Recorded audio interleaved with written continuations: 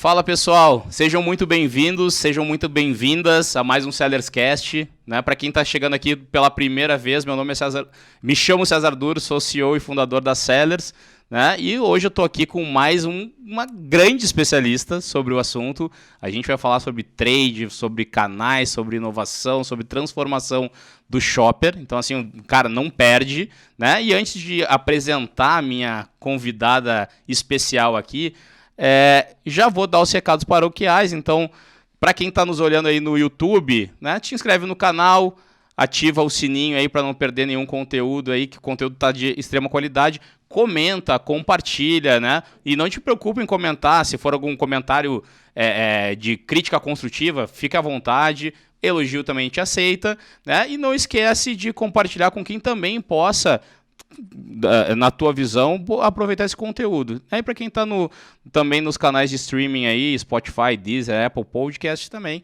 fica à vontade aí de nos compartilhar, que a gente vai conseguindo ampliar a nossa visibilidade e chegando e levando conteúdo de qualidade para muito mais pessoas. Beleza? Então vamos lá. Gabriela, muito obrigado por ter topado o convite de vir aqui. Né, para quem tá vendo aí de manhãzinho cedo ou no final de semana e tal, a Gabriela topou, a gente tá aqui no final do dia, trabalhou o dia todo e tal, então te agradeço demais por estar aqui. Gabriela é diretora de Trade Marketing da PepsiCo, né, uma grande aí, uma multinacional de produto que gira lento, né? Gira pouco, vende pouco e tudo mais.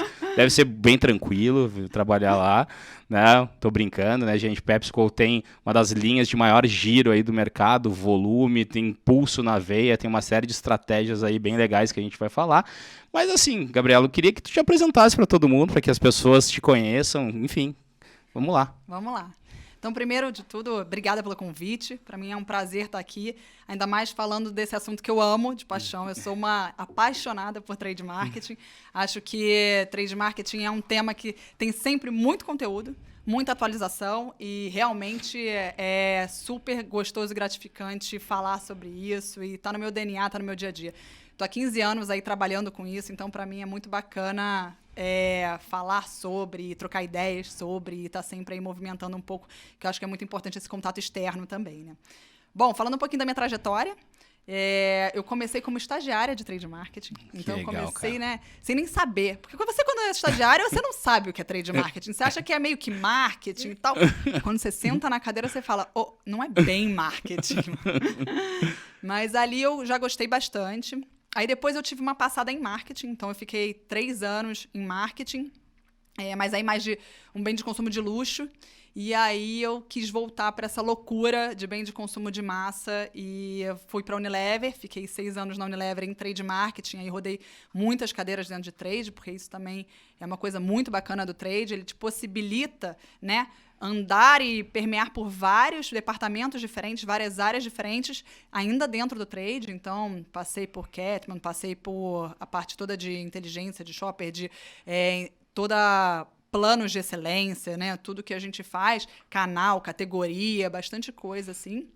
E depois estou há 6 anos aí na PepsiCo e um ano e meio, mais ou menos, que eu me tornei diretora lá na PepsiCo. Então, foi uma jornada muito bacana para mim, né? Lá só tem uma diretoria de trade, então eu sou a diretora da casinha toda de trade, então é muito bacana também que eu tenho o meu filho. É isso, meu filhinho. Então, eu tenho uma visão bem bacana, né, de tudo, da estratégia de canal, categorias, a parte toda de execução, né, toda a parte de merchandising, tudo que a gente tem de inteligência também por trás, dos dados, da parte analítica, que é super importante e suporta muito, né, todas as categorias também. Então, trade permeia muito o lado, né, da estratégia, da execução, todos os insights que traz para dentro, todos os insights que leva para fora para o cliente, toda essa parceria que tem também com os clientes, né, fazer esse lado de interno muito forte com marketing, com finanças, né, porque tem uma parte financeira muito forte também, mas também tem essa parte de vendas e cliente muito forte. E aí tendo, na base de tudo isso, o shopper, né? Que é um cara que mudou, não é mesmo? Muito, muito. E a gente vai falar bastante sobre isso aqui, né? E já a gente fez um aquece aqui antes de começar e a gente tem muita coisa aí. Acho que a Gabriela vai trazer muita coisa legal pra gente, principalmente essa jornada. E eu queria, antes de entrar nesse assunto, até fazer um comentário, né, Gabriela? Tu tinha até me comentado sobre isso ali antes, mas agora te escutando falar, né, dá uma dimensão assim. Que legal ver alguém que começou como estagiário de trade, né, fazer a jornada inteira, né, e chegar à diretoria de trade, que hoje já tem mais posições de diretoria de trade. Não é uma coisa é uma coisa recente ter mais posições, né, e ver alguém que saiu do estágio e chegar numa diretoria, cara, uma jornada que deve dar orgulho, né? Sim, muito bacana. E é isso, eu acho que como o trade é muito dinâmico e muda muito da área que você está dentro do trade, cada área é uma motivação nova, é uma coisa nova, é um aprendizado novo. Então, te desenvolve de uma forma que eu falo, o profissional de trade, ele é um mistão, né? Porque exato. É holístico, né? Muito, muito. Muito importante isso. E é muito flexível também, tem muita mudança, porque o mercado muda muito o tempo todo. Então, acho que são pessoas que são muito flexíveis, ágeis, porque tem que ser muito acelerado, porque o mercado é acelerado, ainda mais bem de consumo, é um mercado muito acelerado, né? Enfim, então acho que é muito bacana o dinamismo da área e você está sempre se reinventando. Então, por isso que eu acho que também eu não canso de ser trade, eu sou apaixonada por trade, acho que trade marketing ainda tem assim, um largo caminho pela frente, tem muita coisa para acontecer. Tem. E nesses 15 anos, né, Gabriela, tu deve ter observado uma transição não só do trade, mas como do varejo e do shopper, né? Extrema, né? Eu falo na SPM, que eu tenho lá eu falo sobre gerenciamento de categoria lá. E uma das coisas que a gente fala que cara, gerenciamento de categoria não são sobre categorias, são sobre pessoas, né? Eu adaptar a categoria a pessoas e não o contrário, né? E essas pessoas que acompanharam essa transição toda tecnológica, econômica, de comportamento, etc., elas mudaram muito. E como é que tu enxerga essa transição e essa evolução, assim, tanto de categorias como de canais, mas principalmente sobre o prisma do shopper? Então, na verdade, eu acho assim, né, que esses últimos 2 anos de pandemia, pra gente, aceleraram essa mudança do shopper em 10 anos, talvez, não sei, né? Ninguém, eu acho que esperava por tanta mudança. E agora, pós-pandemia, é que a gente está realmente entendendo um pouco mais do que aconteceu. Então, por isso, as empresas também estão, né, investindo muito na parte de digitalização, de tecnologia. Todo mundo numa corrida contra o tempo, porque, de fato, a gente ficou durante 2 anos sem as pessoas indo nas lojas, né? É muito louco isso. É muito louco. E o fluxo de loja reduziu muito, mas as pessoas não pararam de comer. As pessoas não pararam as necessidades básicas delas, mas elas mudaram onde comprar e como comprar. E a frequência de comprar. Então, esses 2 anos também foram fundamentais para a gente ir se adaptando, porque estava todo mundo na expectativa de que uma hora isso acaba. E quando acabar, como que vai ser isso? E acabou. Exato. E agora que a gente está vendo o que está sendo, né? Exato. E sem dúvida nenhuma, uma coisa que eu estava comentando aqui com ele, inclusive, antes de começar, a mudança dos diferentes perfis, né? Então, assim, as pessoas mais velhas que entraram nesse mundo digital, né? No e-commerce e tudo mais, que não estavam antes. Também as pessoas mais jovens comprando também, né? Que não tinham, talvez, poder aquisitivo e tudo mais, mas agora no online é muito mais fácil e tudo mais. Então, muita coisa mudou. E aí, claro que isso afeta todas as categorias. Então, do lado da indústria, foi uma coisa que está requerendo muitas alterações, muitas mudanças de estrutura, mudanças de informações, mudanças em acelerar certos processos e no tempo que a gente, né, tinha para analisar e no tempo que a gente tem agora, porque a informação está muito mais dinâmica, as coisas estão acontecendo com muito mais rapidez, né? Então, acho que e aí você viu que os canais também mudaram muito. Então, o que você tinha antes, né? Um foco muito grande no mercado brasileiro em hipermercados, né? Em lojas maiores. E aí a indústria investia nesse formato, na execução, nas promoções, no ponto de venda, no que fazer de diferente. E aí veio um bicho enorme chamado cash and carry Uhum. e tomou um espaço que a gente não imaginou. Rápido demais. Rápido demais. E que já está mudando, porque ele não é mais uma loja de experiência ruim. Ele se adaptou. Verdade. Uhum. Ele se adaptou.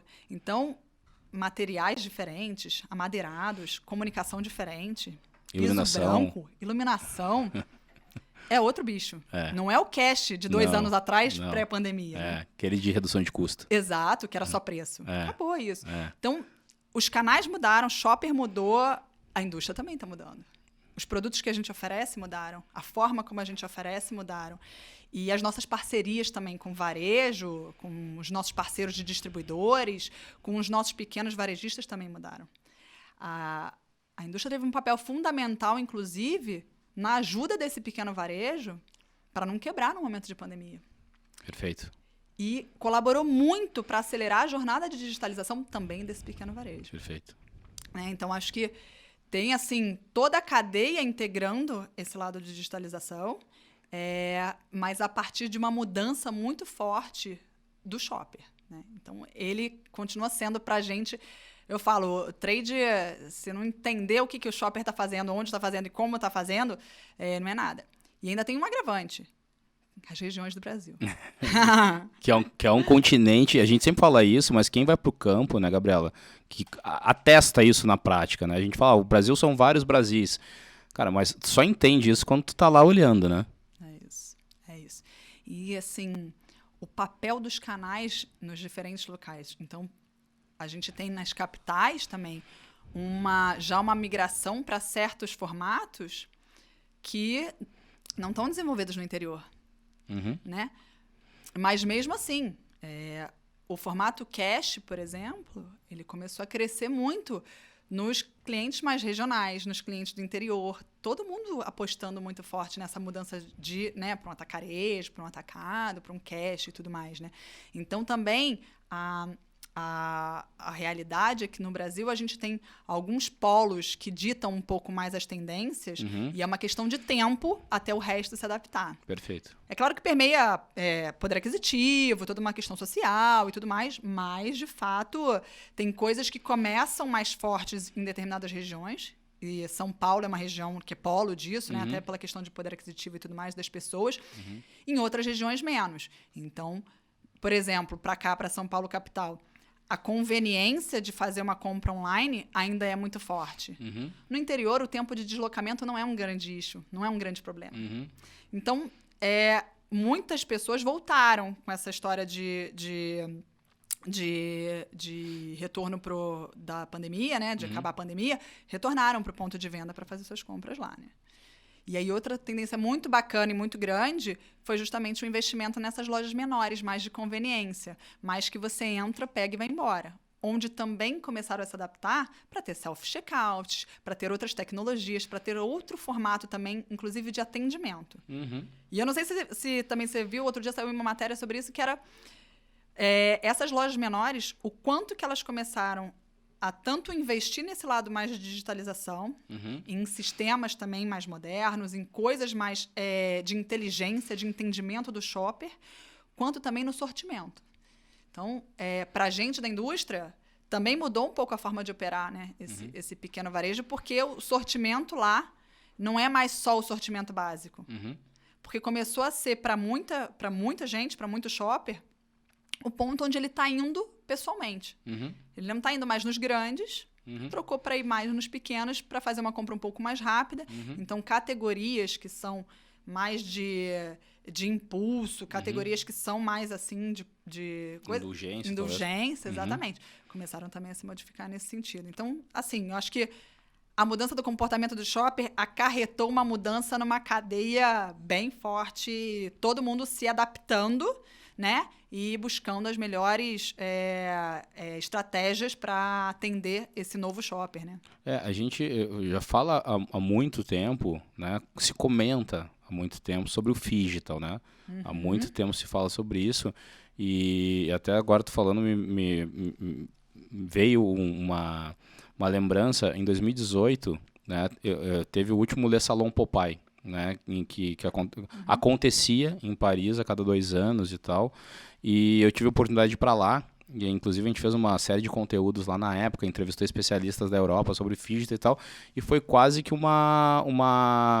era quase que uma previsão. Eles, obviamente, não sabiam que teria uma pandemia 2 anos depois, mas eles falavam já o seguinte, né?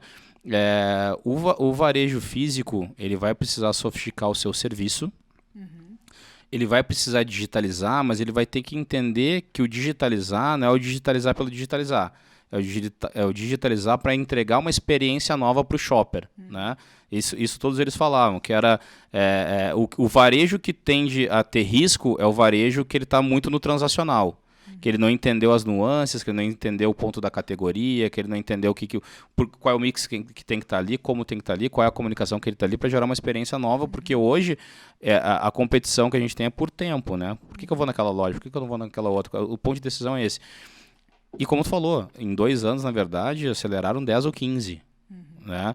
E aí, Gabriela, eu queria entender a tua visão sobre o seguinte: quanto mais acesso, né, a gente como consumidor, eu nem vou falar na terceira pessoa, assim, o shopper, eu como shopper, né, quanto mais acesso eu tenho, mais exigente eu me torno. Né? Aquela analogia, né? Na década de 90, chamar um táxi, tu marcava para outro dia. Né? E tudo bem. Com o Uber, se demora 15 minutos, tu cancela. Né? E tu não tem uma paciência, né? Porque tu tá exigente e tu acha um absurdo. Né? E, então, assim, isso é natural, até do jogo, o mercado é esse.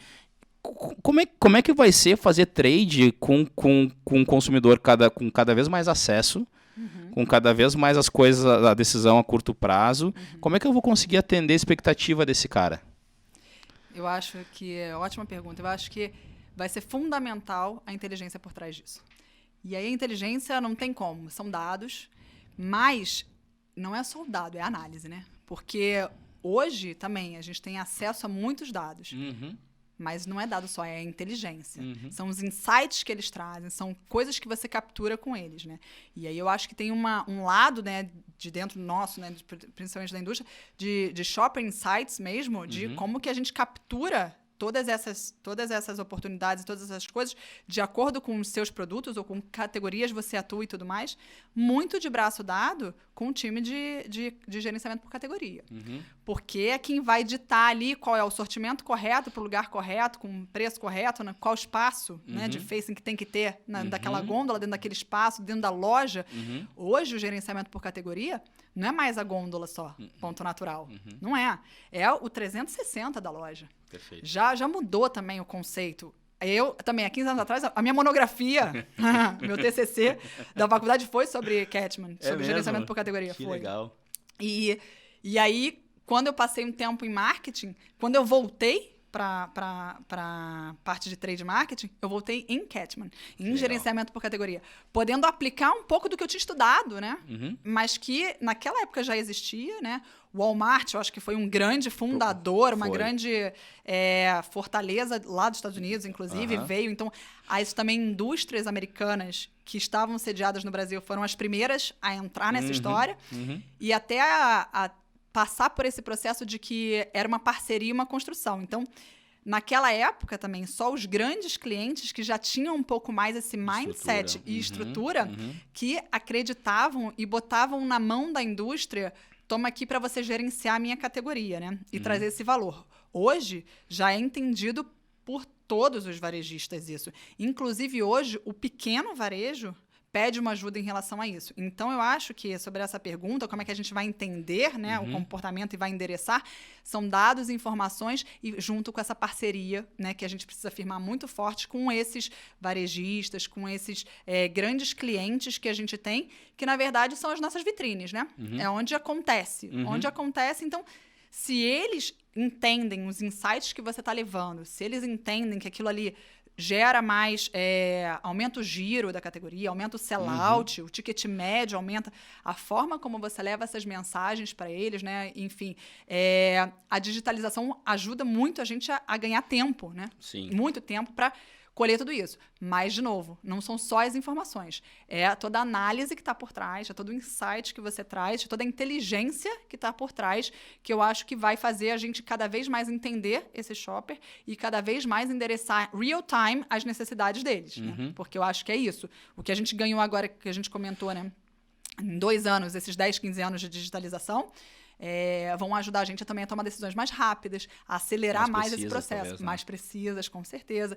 E de resultados também, porque antigamente também era muito no feeling. Faz e vamos ver o que acontece, né? Tipo, 10 anos atrás não tinha tantos dados disponíveis, não tinham tantas empresas por trás. E também essa história da digitalização e tudo isso trouxe muitas empresas menores, inclusive, empresas com muita inteligência, mas que não conseguiam entrar muito nesse meio, mas assim, permitiu a muitas empresas trazerem soluções totalmente diferenciadas, trazer coisas que a gente não imaginava um tempo atrás que seriam possíveis, né? Então, acho que é através dessas também empresas colaboradoras que a gente vai conseguir ter as informações corretas em tempo correto para conseguir tomar ações mais precisas e mais corretas aí para colher bons resultados, que no fim do dia todo mundo está correndo atrás de resultados.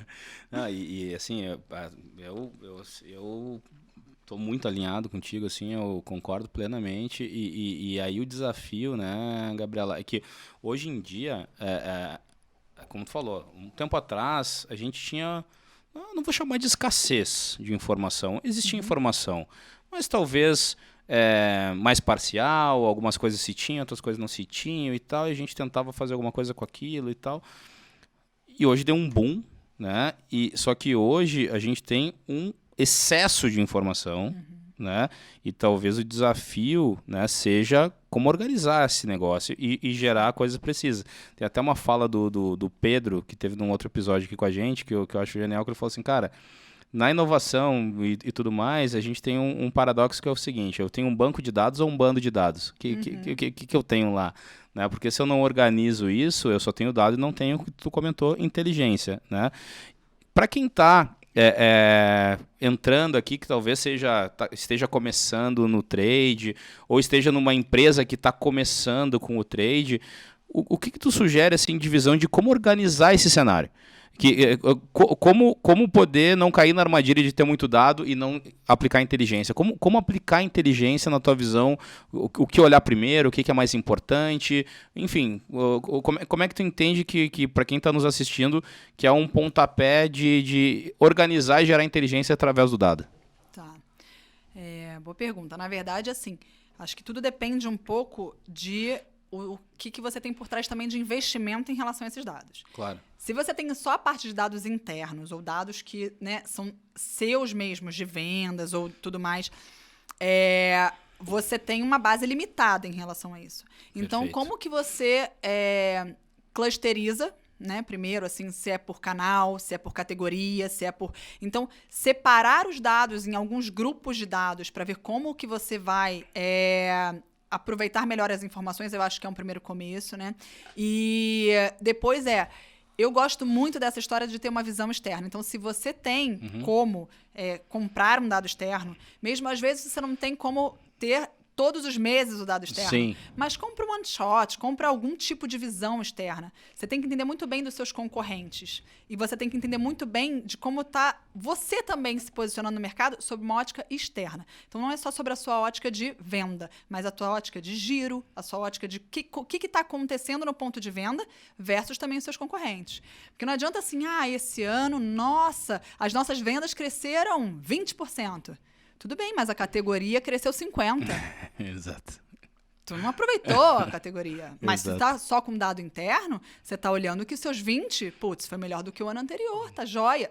Entendeu? Então, essa comparação sempre é muito positiva. Então, como você utiliza seus dados internos, que eu acho que já trazem uma boa inteligência, né? Mas conecta sempre com esses dados externos, com outras fontes de informação que te deem justamente insights e te deem uma perspectiva, inclusive, de projeção futura, de outras coisas que você tem para fazer. Então, se você vê, sei lá, que seu concorrente está atuando em determinado canal, ou se tem alguma promoção interessante do seu concorrente, coisas que estão acontecendo, dinâmicas de mercado e coisas que estão acontecendo no mercado, na categoria e tudo mais, como você também se aproveita dessa onda, desse momento, para não ser, cresci muito mais, perdi participação ou alguma coisa assim. Então, é muito importante ter esse cruzamento entre o interno e o externo, né, na minha visão. Legal.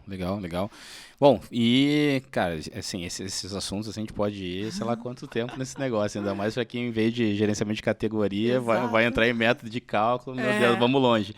Mas assim, vamos avançar um pouco mais. A gente falou sobre o consumidor, agora falou sobre um pouco de análise, vamos falar sobre canais, né? Como é que tu está vendo o shopper dentro desses novos canais, né? Essa transformação dos canais? A gente estava falando aqui antes sobre dark store, sobre algumas coisas nesse caminho e tudo mais. Então, é um mundo, é um bicho novo aí, né? Tem uma coisa nova aí acontecendo. Como é que tu enxerga essa transformação e como a gente pode se preparar para ela? Tá. Então, na verdade, é um pouco disso que eu estou falando. Na verdade, eu acho que o mercado está mudando bastante, né? E tem novos canais, vamos dizer assim, surgindo, ou novas formas de atuar nos canais existentes, né? Então, eu acho que a partir do momento que você começa a entender um pouco isso e começa a projetar para onde vai, eu acho que trabalhando em parcerias, eu acho que é a alma do negócio, né? Então, assim, eu vejo, né, que também antigamente essa pandemia, o que deu uma ideia para a gente é que essa pandemia aproximou muito o varejo da indústria.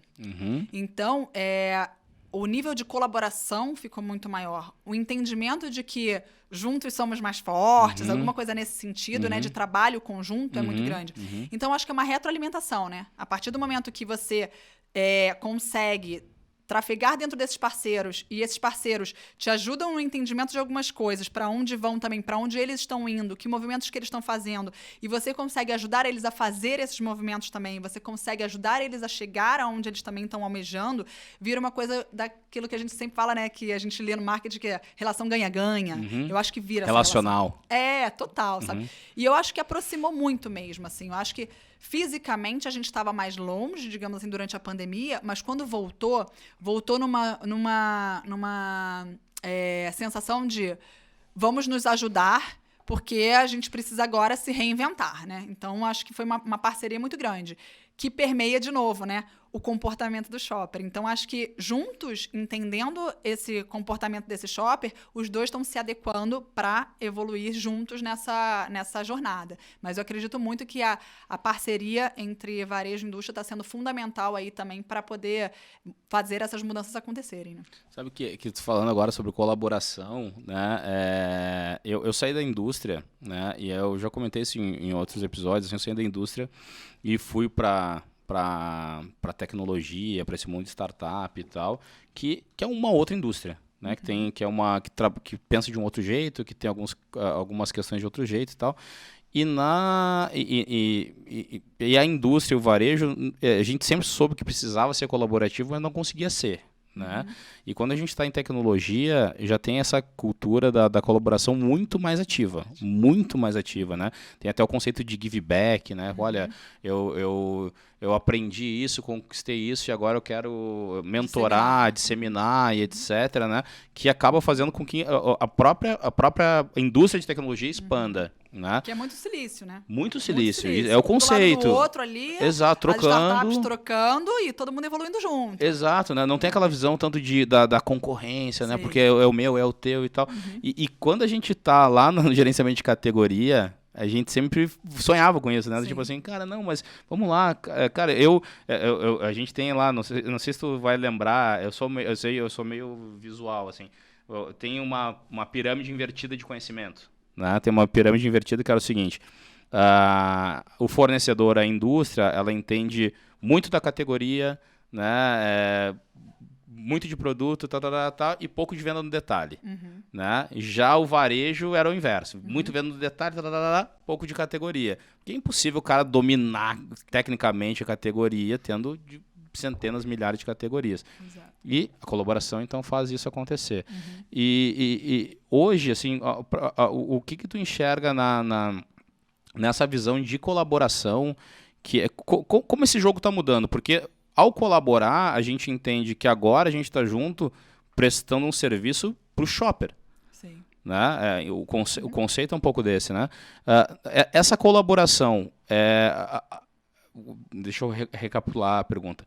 O conceito de colaboração hoje da indústria do varejo, ele está gerando, já hoje, que tipo de insights que já estão sendo aplicados na prática? Tá. Primeiro, eu acho que assim, né, o exercício da colaboração, ele está sendo visto muito mais como não mais um plano tático, mas um plano estratégico. Perfeito. Então, ele passa de você... Qual vai ser a negociação do mês? Para como vai ser seu plano anual, seu planejamento. Uhum. Então, as conversas não são... são muito mais sobre o nosso calendário anual, como é que a gente vai fazer isso acontecer, e esse mês, quanto que vai ser o investimento, quanto que vai ser o preço, quanto que vai ser não sei o quê. Então, eu acho que essa negociação do dia a dia... ela permeia, mas, por exemplo, como a gente cria junto grandes eventos? Como a gente monta junto... Agora, por exemplo, a gente montou um festival de salgadinho lá no Sul, por exemplo. Ah, é? Então, assim, e foi uma colaboração entre a indústria e os clientes. Não foi com um parceiro só, a gente fez com vários. Então, como é que a gente vai junto, criando momentos importantes tanto para a indústria quanto para o varejo, como a gente junto considera um calendário de inovação bacana, considera um calendário de ativações bacana, mas que seja colaborativo para os dois. Quando ele tem um aniversário dele, a gente também entra com alguma coisa bacana, alguma coisa exclusiva, ele entende a gente como um parceiro do negócio, né? Quando a gente tem, por exemplo, uma coisa muito, muito comum do varejo, né? Que a gente tem alguma ação do próprio varejista. Vamos fazer uma promoção de não sei o quê, vamos sortear carros, vamos sortear casas. Né? Tem alguns varejistas que trabalham com esse formato. Como é que a indústria apoia também nisso? Como é que você trabalha, de repente, peças exclusivas para o varejo também? Aquele cliente, você vai fazer um mobiliário mais bacana, vai fazer peças de visibilidade dentro da loja dele que vão entregar um valor para ele como varejo e para o shopper também. Então, na verdade, no fim do dia, os dois têm a mesma intenção, que é o encantamento do shopper, né? Gerar a conversão, fazer com que aquela ativação, aquela ação no ponto de venda traga o benefício para os dois. Mas tudo parte, eu acho, de uma agenda, de um plano estruturado conjuntamente.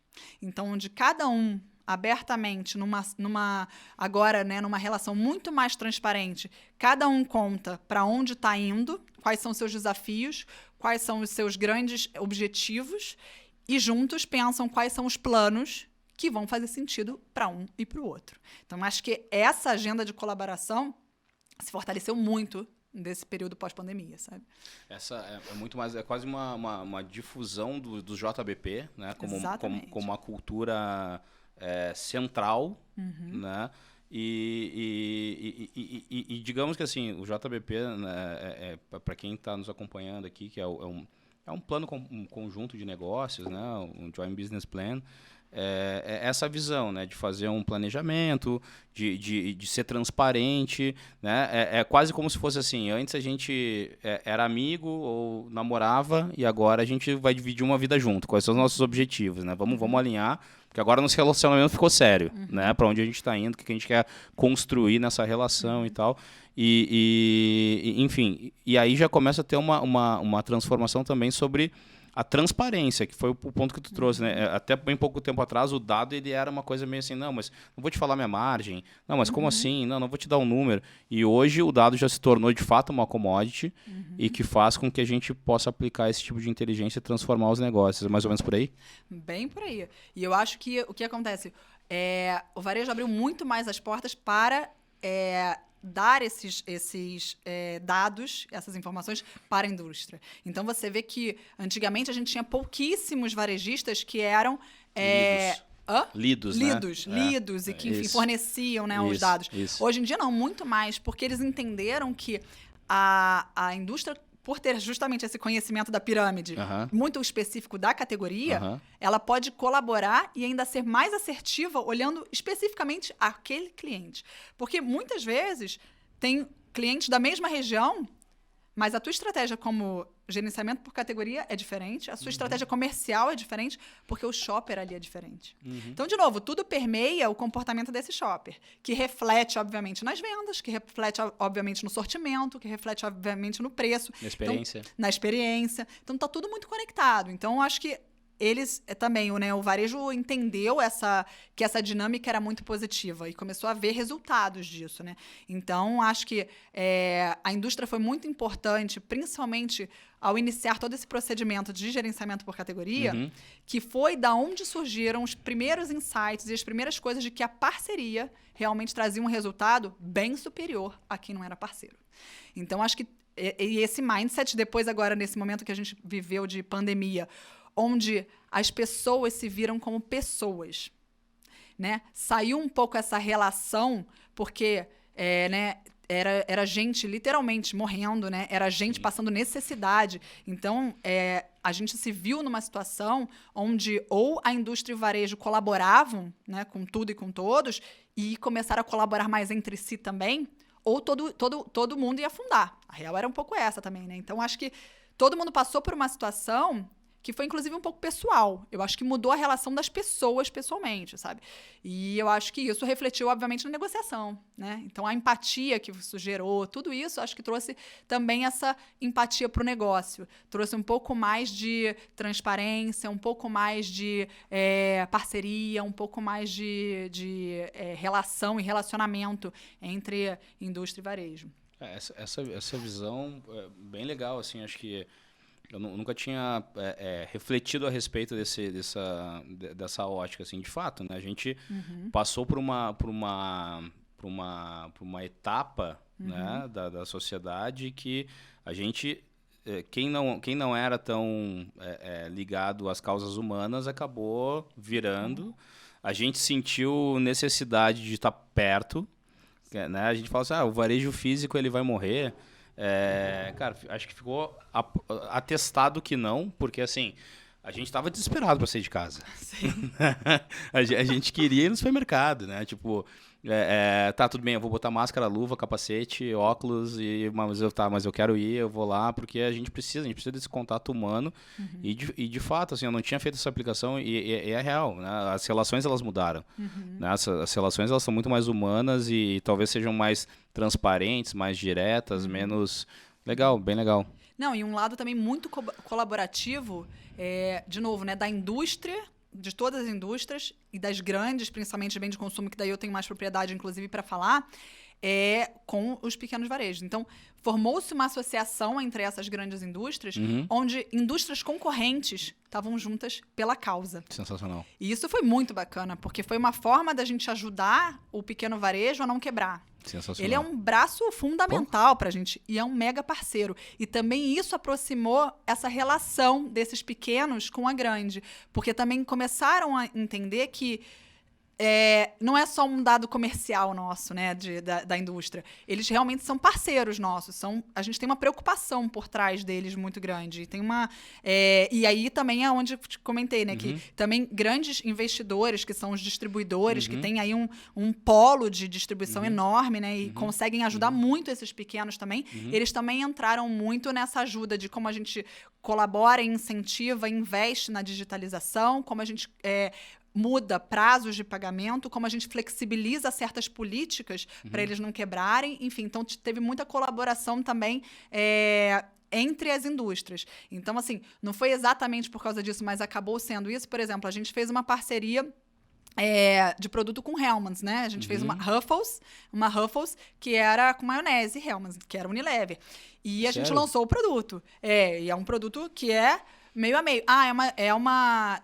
Tem um lado de royalties, tudo mais, tem, mas a gente conseguiu fazer uma coisa que a gente nunca tinha feito. Impensado. Que era impensado. E impensado também no sentido de executar no ponto de venda. Sim, complexo. Então, a gente conseguiu fazer vários pontos de venda, pontos extras e tudo mais, com os dois produtos. O da Unilever e o da PepsiCo. A Ruffles lá, junto com o Cross Category rolando entre indústrias. Sim, que é uma parceria, genial. E aí a gente conseguiu fazer uma promoção para o shopper, onde comprando os produtos da PepsiCo ou da Unilever, ele ganhava pontos para trocar. uma parceria, inclusive na troca de pontos entre, vamos dizer assim, parceiros de negócios, porque a gente não é concorrente direto, a gente tem uma parceria de negócio, mas entre parceiros de negócio para o shopper. Então, assim, no ponto de venda, a gente criou isso. Então, quando eu falo também desse mindset de parceria, eu acho que ele acabou também trazendo um benefício muito grande, onde as empresas, né, como um todo, começaram a se enxergar mais como parceiras, né? E não... Nem falo como concorrentes ou como rivais, porque eu acho que nunca teve muito isso, sabe? Acho que a indústria respeita muito, assim. Claro. Ainda mais as multinacionais grandes respeitam muito, assim, ó, se respeitam, tem um respeito mútuo muito grande. Mas eu acho que aproximou muito. Acho que é mais por esse lado, né? Essas grandes associações que foram feitas para ajudar o pequeno varejista, para fazer ações e tudo mais, acabaram reverberando também em ações de ponto de venda, em coisas que a gente conseguiu fazer que antes a gente não fazia, eu não pensava em fazer. Então, acho que foi um movimento que colaborou muito, assim, de muita parceria. Isso. Genial. Legal, né? E também parte um outro ponto, né, que é o seguinte, entender também quem é o concorrente, né? Porque, por exemplo, o concorrente muitas vezes não é a indústria do lado, é o momento de consumo, ou seja, ele pode consumir uma Ruffles com maionese, ele pode ir numa padaria e comprar um salgado, né? A concorrência está ali, então eu fazendo um combo chamando a atenção, talvez eu tenha garantido aquela participação no dia dele de consumo e tal, e a gente acaba... Porque tem um case que é bem legal, que é o case da Disney, né, o olhar da Disney sobre a concorrência, que muitas pessoas pensam que a Disney enxerga a Universal Studios ali, como do Parques, né, Universal Parks, como um concorrente, né, e na verdade não, né, ela enxerga, por exemplo, sei lá, Itália como um concorrente, porque na verdade se eu fortaleço aquele meu ecossistema, eu vou trazer muito mais gente para Orlando para poder visitar tudo. Então, quanto mais forte for aquele ecossistema, mais gente eu trago para aquele... É um pouco disso, né? Sim, muito disso. Um pouco disso. Gabriela, qual é a tua visão, agora sim, sobre os desafios de um profissional de trade, né? Quais são os próximos desafios ou os maiores desafios na tua visão de um profissional de trade hoje? Tá. Então, na verdade, eu acho assim, né? Como o trade é muito dinâmico, eu acho que o desafio maior durante muito tempo a gente foi muito... teve um lado tático forte e um lado analítico muito no Excel, vamos dizer assim, né? Então, eu acho que agora como que também traz essa transformação, essa digitalização ainda mais em mãos de todo mundo de trade. Então, permear por... acelerar esse timing, como a gente consegue as informações, as insights, as análises, vai ser uma coisa super importante, né? E o profissional de trade, sim ou sim, vai ter precisa passar por essa transformação. Então, algumas empresas já estão passando, outras vão precisar se automatizar em relação a isso e aumentar esse conhecimento em relação a esse lado mais de informação, digitalização e tudo mais. Então, acho que também permeia muito por esse lado. E eu acho que, sem dúvida nenhuma, isso que eu falei, né? Cada vez mais ter essa compreensão sobre os canais, o shopper, o varejo, né? E tudo junto, como é que trazem as maiores oportunidades. Então, de novo, é uma dinâmica que é uma engrenagem. Eu falo trade... se você fala assim, qual que é uma definição de trade? Acho que muitas empresas estão dentro de marketing, muitas empresas estão debaixo de vendas, tem empresas que é uma célula totalmente independente, mas... permeia muito o lado que eu acho que vai sempre permear de estratégia, de operação tática, mas cada vez mais com um olhar de desenvolvimento de médio e longo prazo e como é que a gente colabora nessa jornada de crescimento juntos, né? Então, que nem eu falei, comecei falando, né? O valor que trade marketing tem hoje dentro das empresas é muito maior do que tinha há 15 anos atrás. Então, eu acho que cada vez mais esses profissionais de trade estão tomando uma relevância dentro da empresa, onde o resultado depende desse time. Então, acho que ter sempre esse olhar de que, cara, tem que estar sempre se movimentando, olhando para fora, entendendo as coisas que estão acontecendo, os movimentos que estão acontecendo, porque é uma área muito dinâmica, é uma área muito acelerada e que a gente realmente dita, né, um pouco do futuro, mas a gente se baseia muito no que a gente está capturando de informações, de tendências, de coisas e tudo mais para poder ajudar nesse desenvolvimento futuro. Legal, legal. E em relação, assim, a habilidades, tá? Porque, por exemplo, se tem alguém agora nos escutando que tá lá, né, querendo dizer assim, pô, eu quero um dia ser que nem a Gabriela, quero fazer quero poder crescer na minha carreira, quero chegar a uma diretoria de trade e tudo mais, vou trabalhar e estudar bastante para isso. O que essa pessoa, qual é a dica que tu dá para essa pessoa? Por que ela deveria se preocupar em entender, em estudar, em dominar? Que tipo de conceitos que tu sugeriria como skills, assim? Tá, legal. Então, na verdade, assim, eu acho que não tem uma skill específica, né? O trade, eu falo, né, na minha área mesmo, a gente tem gente de engenharia, nutrição, marketing, ADM, passando por todos os tipos de formação. O profissional de trade, eu acho que é muito isso. Tem que ter muita vontade de coragem de mudar o tempo todo, de arriscar muito. O profissional de trade arrisca muito. Ter vontade de conhecer coisas novas e do tempo todo tá numa dinâmica onde você não tem... hoje a minha agenda começo às 9 com isso, depois às 10 eu tenho isso, depois às 11... Não, começou às 9 da manhã, às 10 já aconteceu outra coisa, já tem que mudar o que você estava fazendo. Então, é realmente uma agenda muito acelerada. Então, tem que ser pessoas que realmente, assim, estão buscando um desafio e uma coisa bem de mudança, que nem eu falei, informações, tem que ter um lado analítico bacana, mas também tem que ter braço para operacionalizar, porque eu acho que a magia do trade, diferente de outras áreas, você consegue ver as coisas que você está fazendo com o resultado final ainda sentado na mesma cadeira, né? Então, assim, você planeja, você executa e você colhe resultados sentado ali na cadeira. Mas no ano seguinte, já mudou totalmente aquilo que você fez no ano anterior. Então, é muito dinâmico. Por isso que eu falo, eu não acho que tem um perfil de trade que tem que ser... Você é obrigado a ter isso, isso, isso. Mas eu acho que é muito mais os soft skills que são importantes, sabe? Você ser uma pessoa comunicativa, tem que ser uma pessoa mais acelerada, tem que ser uma pessoa que gosta dessas mudanças constantes, que está disposto a estar sempre fazendo coisas novas, enfim. Eu acho que é muito mais curiosa, por esse lado. Talvez. Muito curiosa. Mas eu acho que, assim, de novo, o trade, você consegue, dentro de trade, sentar em muitas cadeiras diferentes e fazer muitos movimentos diferentes. Então, um conselho também que eu dou muito permita-se ousar, permita-se sentar em novas cadeiras, aproveite as oportunidades que você tem mesmo dentro do trade, porque eu acho que é por aí mesmo que você vai crescendo.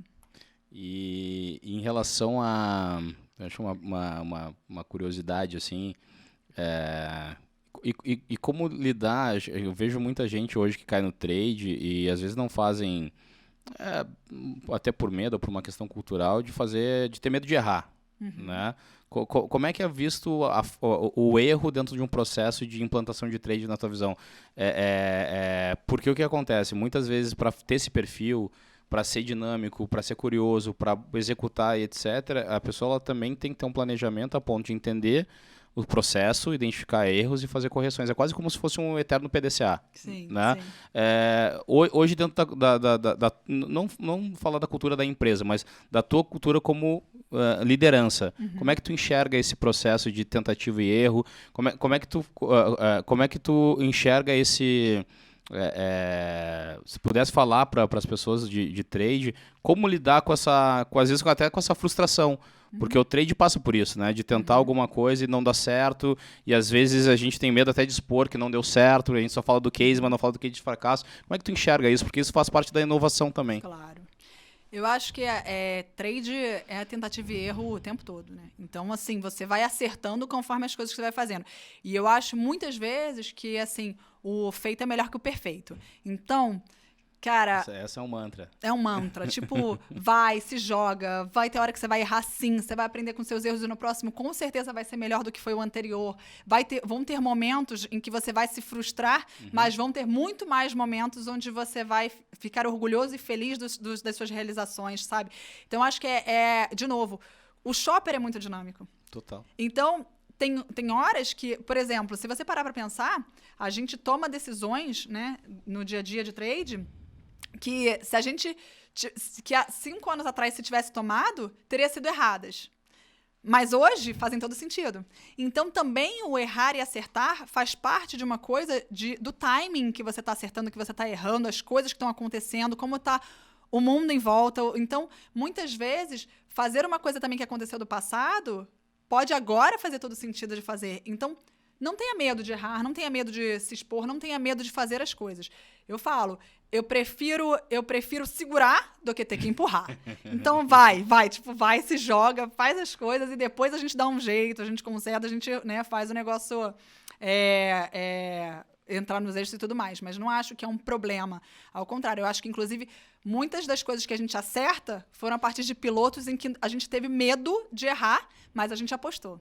E depois viraram super assertivos. Então, a maioria das coisas que acontecem, dinâmicas de inovação, de criatividade, de coisas mais rápidas. Ah, fiz um material no ponto de venda.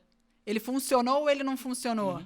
Tem hora que vai funcionar e tem hora que não vai funcionar. E aquele que funcionou, você replica. O que não funcionou, você volta atrás. Então, acho que o errar e acertar é muito mais em relação ao tamanho do erro e tamanho do acerto. Não tanto em você arriscar. Então, assim, se você está com medo e acha que aquilo ali é um pouco arriscado, arrisca um pouco menor. Faz um piloto primeiro. Faz uma coisa um pouco mais controlada. Dando certo o rollout, se não deu certo, volta atrás, recua. Mas faz parte do aprendizado e de aprendizado de todo mundo. Você é criança. Para você aprender a andar, quantas vezes você caiu? Exato. Então, acho que o erro faz parte e eu acho que também é como as empresas crescem. Não tem empresa que cresceu sem errar nada, né? Então, acho que é muito isso. O trade, assim, eu tive no trade, hoje estou numa startup, assim, eu faço muitos paralelos, né, nesse sentido, porque uma startup vive essa cultura do MVP, né? Tá, vamos fazer o MVP, vamos entender, vamos fazer pequenininho, vamos ver como é que é, tal. Pô, e errar faz parte, não tem problema. A gente lida muito bem com o erro, né? E muitas empresas, e aí, obviamente, não estou falando das grandes multinacionais, mas pessoas que estão nos vendo aqui, estão implantando seus trades em empresas menores, que às vezes não tem essa permissividade toda da cultura do erro, do fracasso, de testar e tudo mais. E aí, acho que a dica vem mais ou menos dessa linha, né?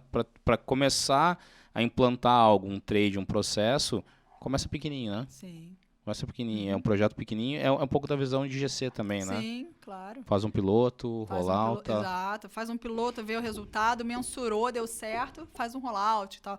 E acho que isso aí é a essência do trade também. Por isso que eu falo que se é dinâmico, você está disposto a criar coisas novas, fazer coisas novas, porque é o tempo todo também pilotando coisas e fazendo coisas diferentes, né? Eu acho que é meio que isso. Legal. Trade marketing, cara, pra mim, é o coração da empresa. o trade marketing é o coração, é a execução, né? É dinamismo, é uma série de coisas, né? É verdade. E apaixonante também, né? É apaixonante. Onde é que eu te vê, além do trade marketing, vê em algum outro lugar? Me vejo passando muito por esse lado muito forte de inteligência de informações, de insights, de coisas assim também que eu acho que permeiam. Eu acho que... ou pro lado mais também de vendas, entendeu? Então, assim, acho que pelos caminhos que eu tenho hoje, eu gosto muito desses caminhos que tem muita coisa de insights, inteligência e tudo mais, como é que a gente aproveita isso da melhor forma possível, ou desse outro lado também de estar ali no vendas, mas vendas também olhando esse lado estratégico, tendo esse olhar e tudo mais. Então, acho que são áreas que dá para você vir de lá, por exemplo, para trade, dá para você ir para lá. Então, são áreas que dá para você permear bem, assim, e também, tipo, eu que gosto muito de trade, continua ali na minha essência, né? Claro. Não, são super complementares também, né? E a bagagem de trade agregaria muito em vendas, né? Sim, né? Enfim, vice-versa. Gabriela, muito obrigado por ter topado estar aqui com a gente, de ter batido esse papo. Eu tenho certeza que, assim, a gente pode, agora os próximos, a gente pode explorar profundamente uma pauta, porque assunto não falta, né? E é legal, assim, a gente conversei contigo ali fora, né? E agora aqui, a tua energia e claramente a tua paixão por trade, né? Dá pra ver, assim, de repente a câmera não percebe, mas o olho dela brilhando quando tá falando alguma coisa de um case e tal. Então, assim, muito legal poder te escutar, né? Muito legal poder aprender aqui, ver a tua experiência E, de novo, obrigado de verdade assim, por estar aqui. E eu quero te deixar à disposição aí para te dar as últimas palavras e também dizer como é que as pessoas podem te encontrar, enfim, trocar uma ideia contigo. Claro. Então, obrigada. Eu acho que, primeiro de tudo, obrigada pelo convite. De novo, é sempre um prazer falar sobre trade e tudo mais e poder bater esse papo, porque eu acho que é muito legal ter essa troca, é sempre muito rica, né? Então, obrigada aí. Eu acho que eu aprendo muito também. Cada vez que eu tenho que falar sobre trade, para mim é uma escola. Eu aprendo bastante também. E queria agradecer, né, todo mundo que está ouvindo, dizer para os profissionais de trade ou para quem almeja trade que é uma loucura, mas é apaixonante, é maravilhoso. Então, agradecer muito o apoio e tudo mais e falar que realmente a gente tem um grande futuro pela frente. Trade é uma área que ainda tem muito potencial, tem muita coisa para acontecer e eu não tenho dúvidas de que a gente vai ser e vai continuar sendo cada vez mais o coração das empresas, porque é muito importante ter esse entendimento do shopper, capturar esses insights e transformar isso no que a gente precisa na frente para trazer resultado para todos os lados. Legal, legal. A gente pode botar o teu perfil do LinkedIn claro, aqui? Claro. No meu LinkedIn eu tô Gabriela Cortez, então quem quiser pode me procurar lá, a gente bate um papo, a gente troca uma ideia, a gente fala um pouquinho mais sobre trade, sempre bom também fazer essas conexões. Legal, legal. Obrigado, Gabriela. E, pessoal, mais uma aula, olha que grande papo a gente teve aqui, eu tenho certeza que quem acompanhou aprendeu muito aqui com a Gabriela, tem muita coisa legal, é apaixonante esse negócio, é vasto, é profundo, então, assim... mergulhem nisso, né, que é um mercado em franca expansão e com muita oportunidade. Gente, para seguir aqui acompanhando o Sellerscast, não esquece aqui de se inscrever e ativar o sininho, compartilha, comenta, enfim, nos dá feedback, para a gente é importante também crescer e entregar conteúdo de mais qualidade, de cada vez mais qualidade para vocês, tá bom? Obrigado e até a próxima semana aí. Valeu!